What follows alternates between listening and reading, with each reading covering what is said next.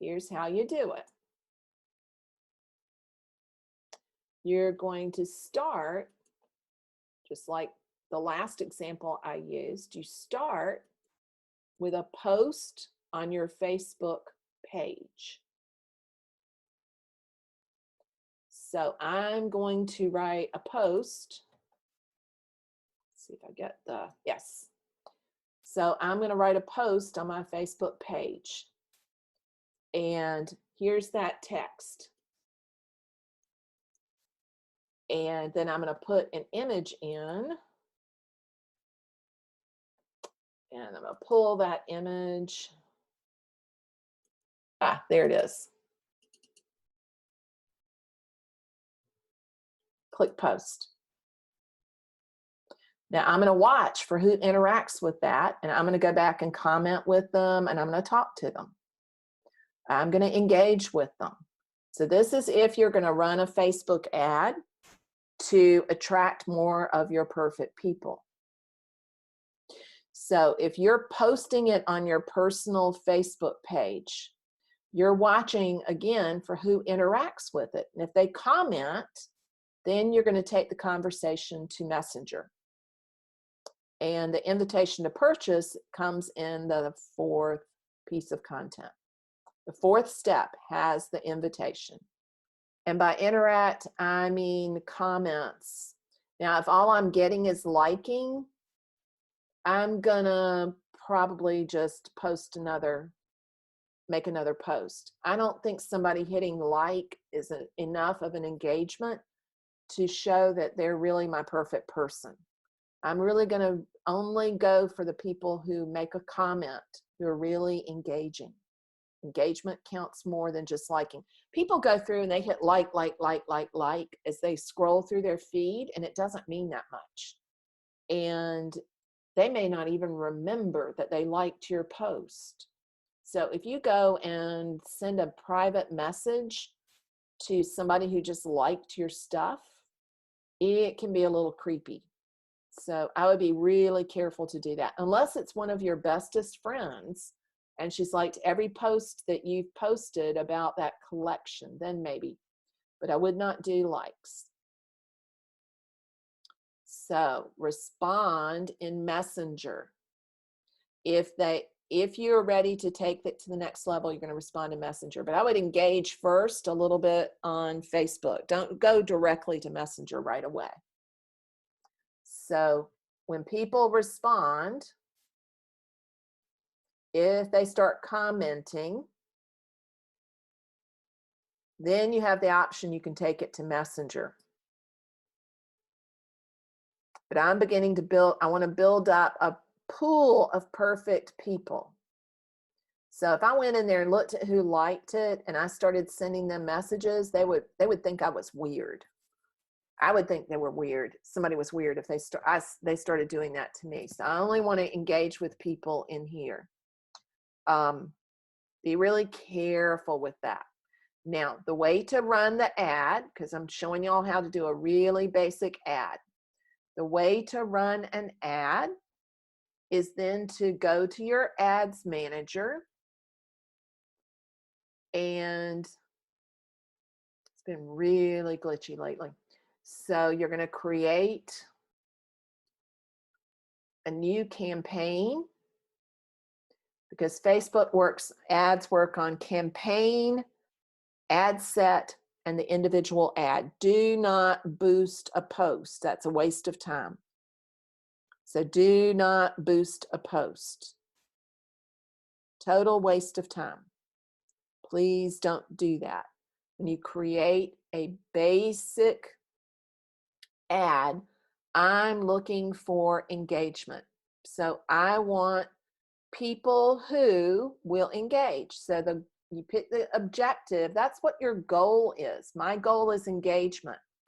I want more likes, comments, and shares. I'm not sending people anywhere else.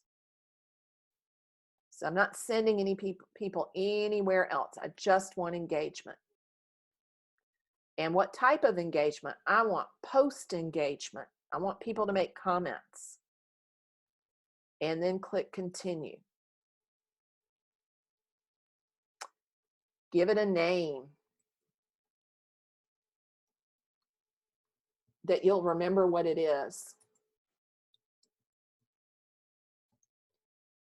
And you can set your budget here. Don't do $55. Do like $2 to $5, because you're not sending people off of Facebook. It's not going to cost you very much to get engagement. So if you do $5, you're going to get a pretty good return on investment there. So I'm going to do $5 per day. Need to let it run for a few days or let it run forever. And then I'm going to pick the ad set. You can label that too. I'm not even going to bother to do that right now. I'm going to define my audience. And I want people in, I want people who are in a bunch of different locations, not just the US. If you're just a US, you can start there. I'm going to set this one up as being US and Canada. I'll make it easy. Oh, come on, thing. It's not going to show my stuff.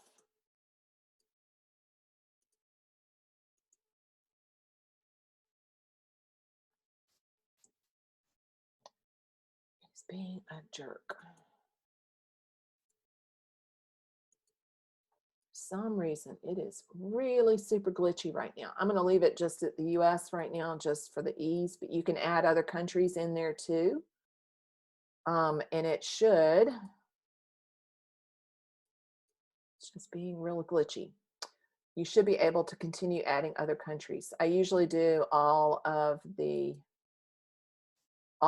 English speaking ones. Then look at age.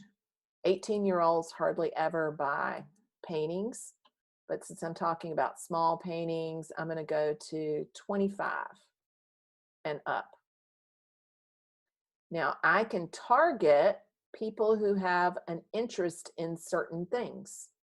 So I'm going to show more options. Remember those pages that we talked about earlier? Let's see where it's going to get me the audience.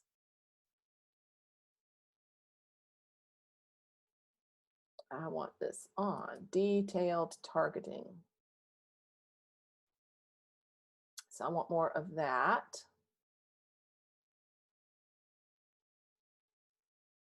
You can start with people who like your page, and you can also do friends of people who like your page. So start with that if you have a lot of people who already like your page. If not, then you're going to want to target one of those Facebook pages that we talked about earlier. And that is going to be back at should be in this level.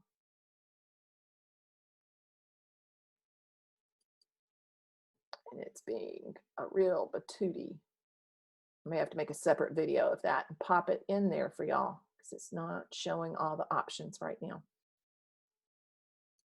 I'll go with people who like my page, or people who are friends of people who like my page, because they're going to be similar. Then go to the next step, and you're going to pick an existing post,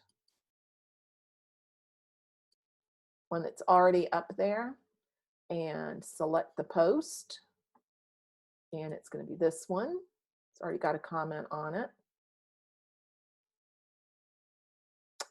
And you don't have to include all of the possible ad placements there, but then you're just going to go ahead and click publish. It's not going to run in stream because it doesn't fit the dimensions there, or this one up here, but it'll run in the other 5. Click publish and it's going to run. Now they have to approve it. They do manual reviews. So I'm just looking for engagement. It's going to take a little while for that to kick in and start actually delivering, because they do reviews of it. And this is the weekend. They probably won't review it really fast. But you can run a little simple ad like that for $5 a day, $2 a day, for engagement like that. And it can be to people who like your page, friends of people who like your page. And you can also target the Facebook pages that you identified earlier and then run an ad to them. Yes, you can set the shutdown date, and you can also do it manually. So I usually turn them off manually because if they're running to a cold audience, people who don't know me, and that's what that one is doing, it's running to friends of people who like my page, that's almost an unlimited audience. So I let them run all the time, and then if they stop performing, then I go and turn them off. If you're going to run them, they should run at least a week to really have any effect. So don't run them for a day. That doesn't do any good. If you're going to run ads, they need to run for at least 5 days before you're going to get a whole lot of return. So somebody asked about how much return I get on that little spend. I can show you that in another campaign. So that one's not really running yet. Let's see where you can see all the campaigns. If you look at this one right here, which runs to a blog post, and I've got in that one, I think I've got 4 different ad sets, 3 that are running right now. So these are going to different audiences. Same ad, all going to different audiences. And I'm spending $5 a day on each of those. And I spend that every single day. I want y'all to look at how much each landing page, I'm getting them to go to a landing page. It costs me 4 cents right now. Before we were in the state we're in right now, it cost me 11 cents. And when they land there, the actual amount, the return on investment ends up being, so for every person who lands there, about 3% purchase. So out of, if 100 people land there, 3 people buy. And it's costing me 4 cents for people to land. So for 100 people to land there, it's going to cost me $4. And for every 100 people who land there, roughly 3 people buy a $1,000 course. So I'm getting a pretty good return on investment there. So it depends on how long you run ads and how well you set them up, or your funnel. But that particular one has been really good. It can be less than that. It could be that it's like 3% of the people who watch the webinar, and then it becomes more like for every 1,000 people who land on that page, I'm going to get $4,000. Does that make sense? That's why people advertise on Facebook. The return on investment when you know what you're doing is really, really good. It's extraordinarily good. So yes, you need a business page to run ads. And boosting is a complete waste of time, a total and complete waste of time. Don't do that. So how much interaction do I get for $5?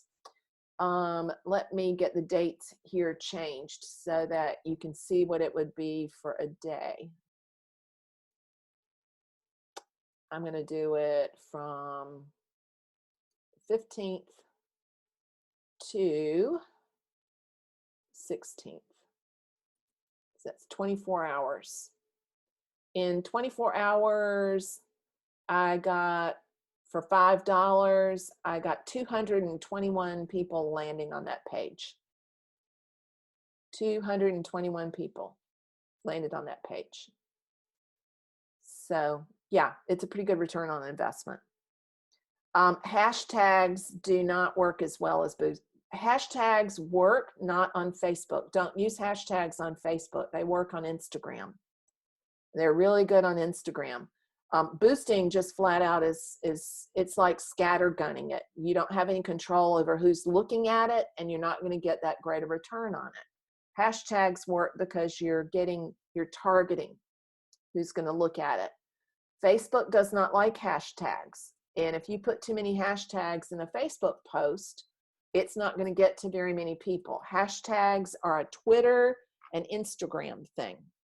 So impressions means the number of people who have interacted with it, looked at it. And results are how many people went to the landing page, because my goal with that was for people to go to a landing page. So that's what that means. You can do the ads so they run on Instagram, and that little one I just set up is going to run on Instagram as well. So it'll run on both Instagram and on Facebook. It'll do both. And I think it works really well, actually, if you go in and just, when you set the ads up, instead of letting them do automatic placements, if you pick the placements and just pick newsfeed, mobile and desktop, and Instagram, mobile and desktop, you're good. And it'll be fine. I want them to go to a specific place on my website. Landing page means they're going to click a link and they're going to land on a page that I'm designating. So I'm only paying for the number of people who click the link and go to the specific place on my website. That's why it's called a landing page. They land on that. And the landing page can be anywhere. It can be your website or your blog. Anywhere on your website or blog. You don't tend to send them to a landing page within Facebook. I could see where that might be a potential thing you might do, but a landing page is away from Facebook. It's your website. Page likers on Facebook. That little ad that I just set up was geared towards people who are friends of people who like my Facebook page, because I want to broaden my audience. I want to get more people, more peoples. So I can set up another ad set and another ad. I can duplicate this ad. I'd actually have to change that because I did that on the ad set level. I guess I could do that. I'm talking to myself. Sorry about that. I can duplicate that ad and keep it in the original campaign. And on this one, I can say it's the magazine ad set and manual placements. So that I'm going to do it on Instagram, Facebook, not on Audience Network. And newsfeed, Instagram feed, not on the video feeds because it's not a video. I want it on Instagram Explore. Nothing on stories. I don't care about InStream. So it's basically just a handful of placements. And I could set, if I set the campaign amount at the ad set level, I could do it for $5 too. And then I can, it's already going to the exact same ad. I can change the audience here. And I can use one that I've already saved. And I can send it to my studio warm audience. That has my, that's y'all. It has my art tips people in there. Look for one that's a little bit, here's one. For people who love Impressionism. It's an audience I've saved. And then I can click publish, and that's going to a different audience. It's going to take it a minute to run.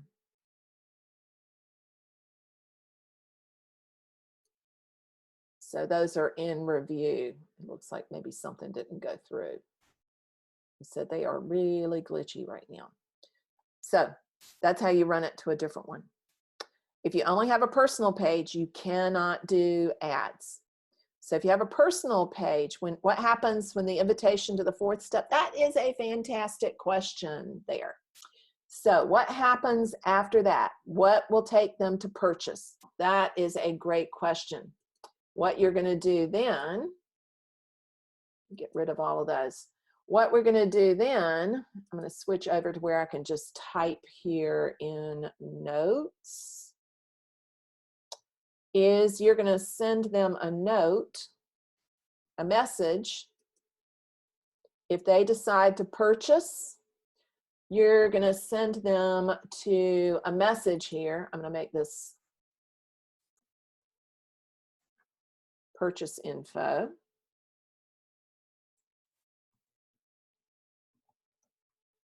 Just so you'll know what I'm doing here.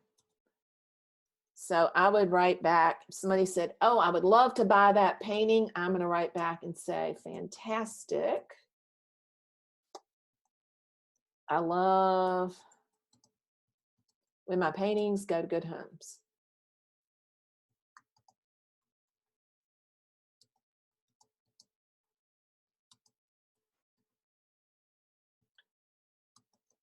Here's the link to purchase.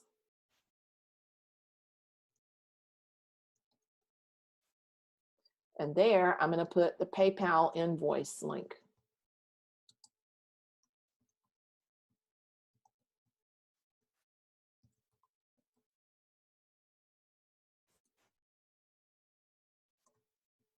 I'm going to make up a fake one.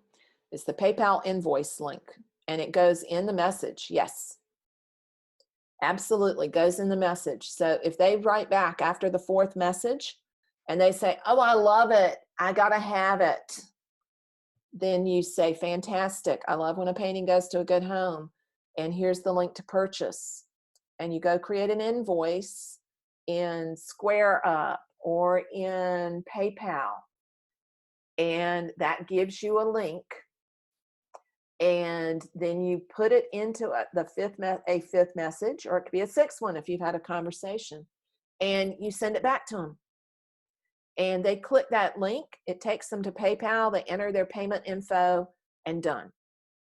Then you're going to send them the painting. You don't have to send them to a link on your website, because remember that simple method? I'm assuming you don't have a website yet. I'm assuming you only have a Facebook profile and you don't have a Facebook business page or an Instagram business page.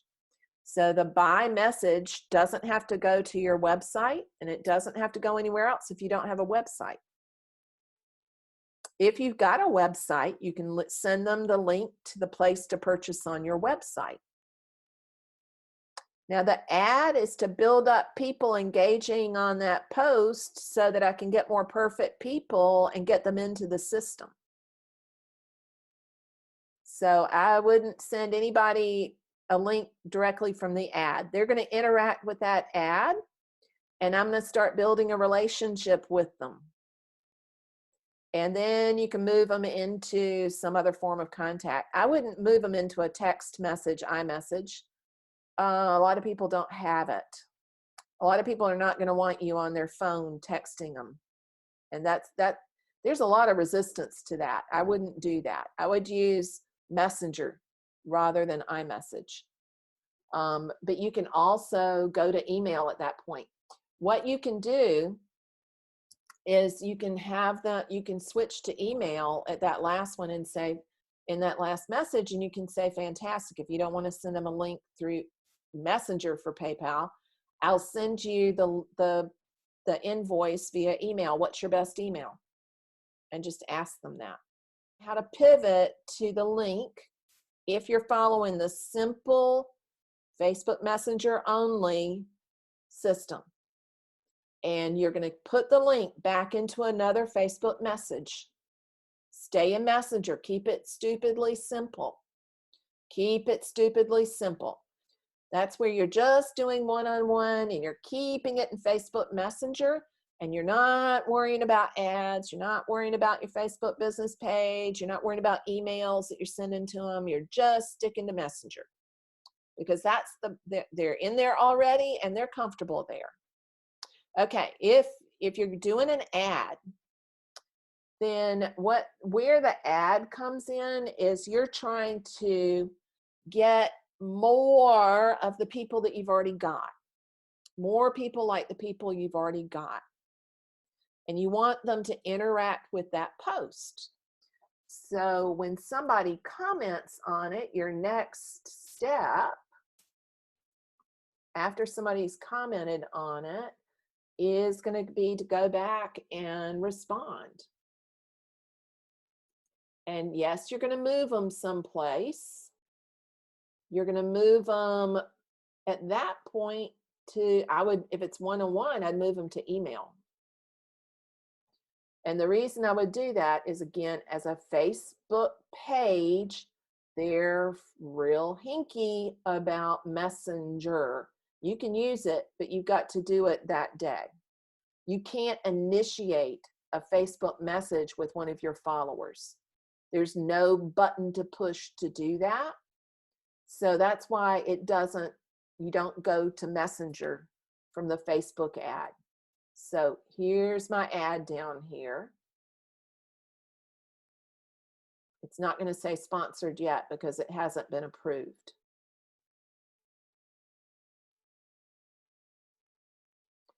So when somebody comments, I'm going to respond to them.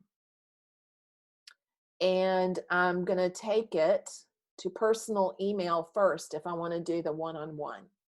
So where they go from here, if you're going to do the one-to-one promotion, is to your email, to one-to-one email. So from engaging on here, from ads, you're going to take them to the personal email. They may not be ready to join your email list yet. That's a big ask for people, is to join an email list, because it means now they know they're going to get lots of weekly stuff, and they may be ready for that, but they may not. So how you get their email is you give them yours, and you can put it right there in the comment. So if you'd like to learn more, email me at studio@marygilkerson.com. Yeah, you give them your email. You can even put it right there in the post if you want to. If you'd like to know more, email me at studio@marygilkerson.com. So you can't send them to Messenger because Facebook doesn't let you initiate Facebook page messages. If they message you, you're great. You're golden. You can go talk to them.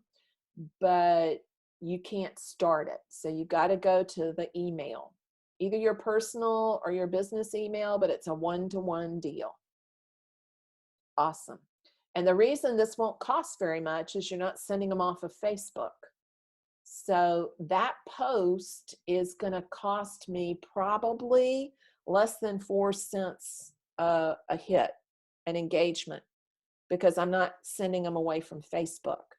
It might cost a penny. Okay, so they've just approved the ad and it started running. So that means that people are going to start seeing it.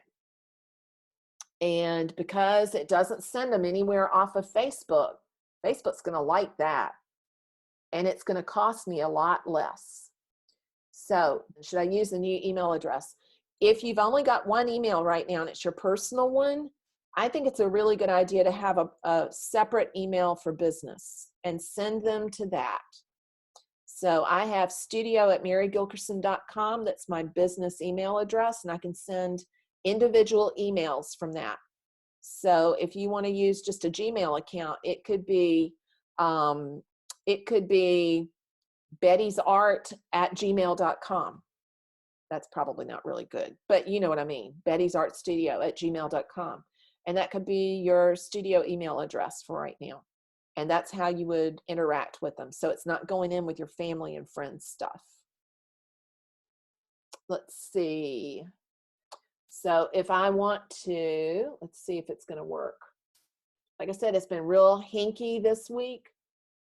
The last time I tried to start an ad, I could not even get it to start because it just flash. They're updating Ads Manager right now. Really clearly, they're doing that. So it's going to get to the post in a second. It's still not saying that it's promoted, but it is. So because Sheila posted on there, I can send her a message. And I can send it back to her and say, if she was a prospect and looking at those paintings, then I would put in my message number 2, because this is my filter message. So next would come the message that's number 2, that's about the opportunity. I want everybody to think about getting started. And remember that done is better than perfect. So you don't need to wait around for perfection. You don't need to wait around to get a whole new series of paintings done. You need to promote what you've got right now. So I am going to promote the low country paintings that I have here in the studio in Savannah, because I can't get to my studio in Columbia right now. So I can only sell what I can get to, unless I sell something with the understanding that when I can finally get up there, I can ship stuff. But I'm only selling right now what I can get to. So it's just going to be the ones of the low country that I can do. Y'all can follow along and watch what I'm doing on there, because I'll do that on Facebook so that you can see. I'll do it on Instagram as well. So if I want to post something, I'm going to say something like, hey, y'all, who else is happiest with sand in your shoes? So sand in your shoes, that's beach talk. And then did you see that down at the bottom, the little A with the color thing in it? That's where you get the color background, and they're limited. It almost doesn't matter which one you pick. I would pick one that has a bright color. I hate the smiley face one with the bouncing things. I'm also not super fond of the hearts. Really detest the poop pile. I think that's disgusting. The lit one works really well. I wish there were one for the beach, but there's not, as far as I know. That's closer, but I don't think that really stands out. Yellow is a color that really stands out, as is red. That's why I use that one. And then I post it. And that begins to be a filtering question, because it means, A, they have to know what sand in your shoes has to do with. It has to do with being on the beach. And only people who are happy when they have sand in their shoes on the beach are going to say, hey, me. Going back through creating the original Facebook ad. So I'll walk through another one, and I'll create one that's targeting, I'm going to target people who like garden and gun. And so I'm going to go back to my Facebook business page.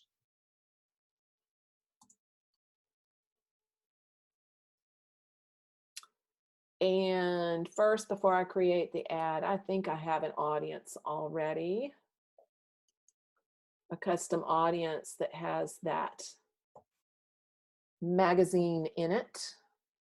I may not. I'll create a new one. I'm going to target the people who like those magazines that I talked about. And so down here in interest, I'm going to go to garden and gun again. Y'all are going to get sick of hearing garden and gun, although it is a great magazine. So that has about 800,000 people in it. I'm going to get Southern Living too, because you can add more to it. They are huge. And I'm going to get Coastal Living as well. It's another magazine, Coastal Living magazine. Okay, now I've got 8,000 people in that audience. A whole pile of people. Some of them may know me, some of them may not. Probably most of them do not. And I'm going to set the age at 25. And I don't want them to already be, no, I'm not going to worry about that part. People not connected to my page. I don't want them to already be on my page. Not already my peeps. And one of the things that Facebook will let you do is save that audience. So I can save that audience by clicking the save button. I'm going to give it a name. Southern Coastal Magazines.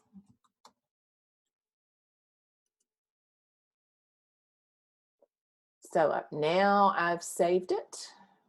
So then I'm going to go to the ads manager, and to create an ad, go to create. And I'm going for engagement because I want people to comment and interact with it. So I'm going for post engagement. Click continue. Name the campaign.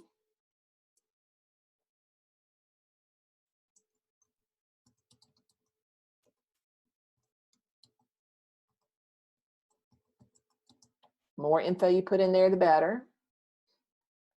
And I'm going to make the daily budget $5. I'm going to set that at the, well, I'll set it right here. It won't matter. Set it $5. I don't want any more than that. It's not going to cost very much. And this is going to be the magazine ad, Southern Magazine. I can't spell when I start to type. That's it. And I'm going to use an audience that I've saved. And there it is, Southern Magazines. And it's people living in the United States who follow those magazines. And I'm excluding people who already like my stuff. I'm going to make it manual placements because I don't need some of those placements. It's not a video ad. I'm going to deselect audience network because I think it's a waste. I don't have a video, so it doesn't need to be in video feeds. I'm going to leave Instagram Explore and Instagram and Facebook news feeds. And I'm going to get rid of InStream. That's for videos. And I think articles are irrelevant. So I've just selected as placements Facebook and Instagram news feeds and Instagram Explore, which is the discovery part of Instagram. Then I'm going to click next. And I'm going to name the ad Southern Magazines.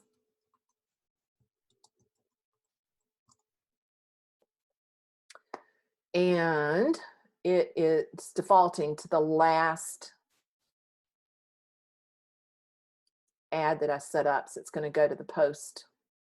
Make sure if you've got an Instagram account and you're doing Instagram ads that you select the appropriate Instagram account.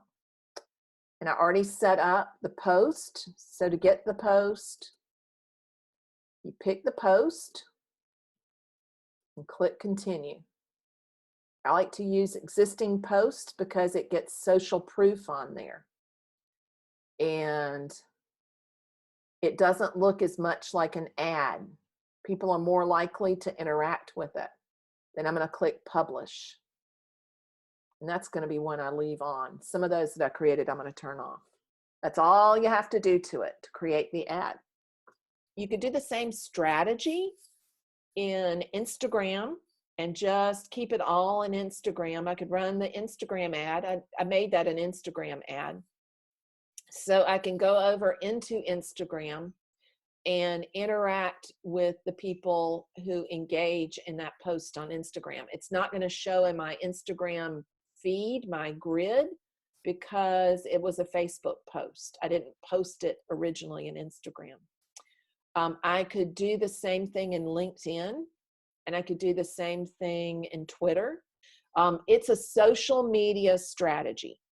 So it's going to work best in social media, and you can extrapolate it out to hitting many people when you use email, but it's based in social media. I want to see y'all put those content templates to work and do some stuff with it. The more you do it, the easier it gets. And you'll feel awkward the very first time you do it. And the very first time I promoted my artwork, I was petrified. I thought people are going to think I'm bothering them. And instead, people thanked me for it. So that makes a big difference. If you're talking about things you love, and if you're writing content the way I'm talking about writing it, it becomes a pleasure to read and people look forward to it. So be careful how you write it, and you can get there. We all mess up sometimes and make emails that are less than interesting. It's okay. The next one will be fine. So don't be too hard on yourself. Yeah, you do not have to be an online internet marketer to have it work. And there's plenty of space out there for all the artists that are out there. We're not all going for the same market. Our perfect people are not the same. So I'm not in competition with y'all, and you're not in competition with each other. And so there's plenty of room for everybody. And I'm going to tell you right now, a lot of people have pulled back from advertising. That's one reason it's so cheap right now. But even when it was not cheap, the most I was paying for those landing page views was 11 cents a landing. So it's not very expensive at all. Let it all sink in and just start planning out your first little one-on-one promotion. And just keep it stupidly simple. KISS. Keep it stupidly simple. Keep it super, super simple. So somebody's asking, so the $5 is all it costs until I get an engagement, and then they charge per engagement? No.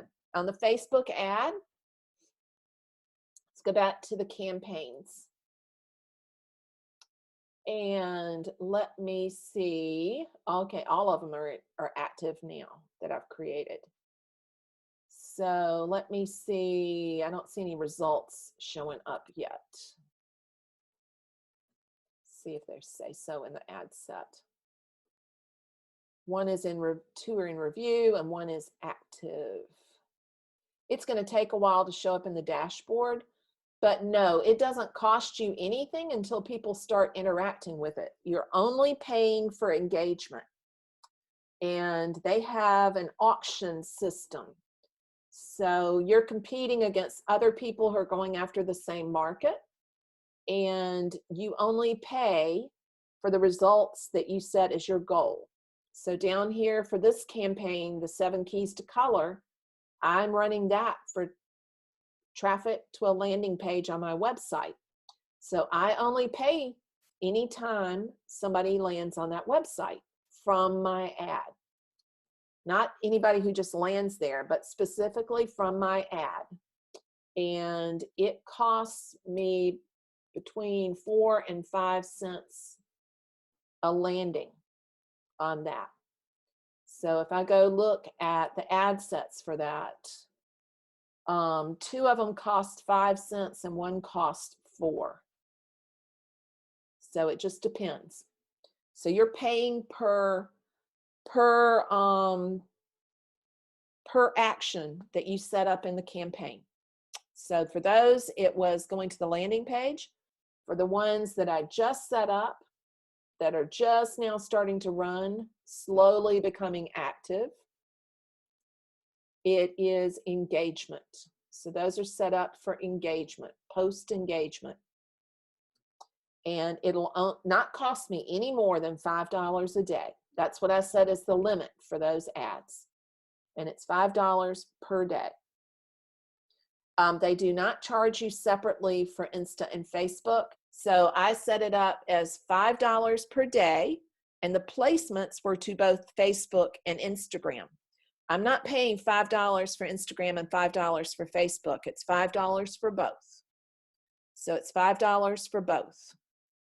So I set that budget at the campaign level, and I'm not going to pay any more per day than what I set right there, no matter what placement it goes to. So they don't do it like that. That's not how it works. It generally, when I'm running ads, I get a return on investment of about 4 to 1. So I spend $1, I get $4 back, $4 or $5 back. Lynn says, is sometimes your ad landing your web page and other times one of your Facebook pages? No. I don't run ads to other posts on my Facebook. When I'm sending people to a landing page, it's on my website, only on my website. Different pages on my website. So landing pages is off of Facebook, and anything else stays on Facebook. It says, where and when do you give Facebook your PayPal account details for the billing? I'm not even sure they let you do it via PayPal anymore. I set that up back in the early 2000s. And at that point, they let you set it up linked to a PayPal account. I think they only do it via card at this point. But when you start going in there to set things up, it'll prompt you to enter your payment information. I don't do much Google ads right now. I've got a credit from them and I'm going to start running them.